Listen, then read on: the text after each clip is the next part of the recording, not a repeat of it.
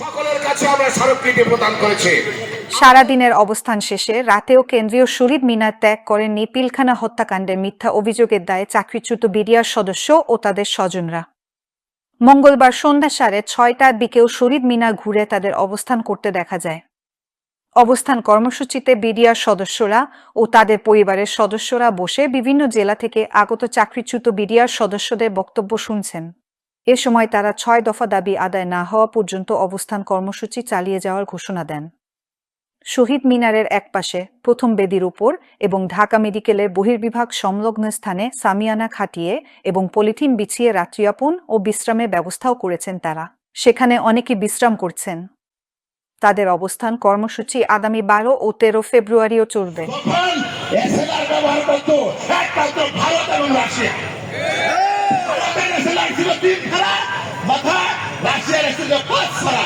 সেই অস্ত্রটার তারাই প্রমাণ করে দিয়েছে।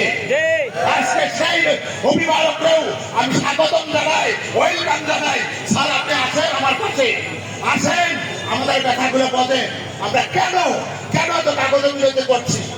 আমি আমার এই অভিভাবকদের মধ্যে এবং মিডিয়ার মাধ্যমে বাংলার প্রতিটা মানুষকে জানাতে চাই।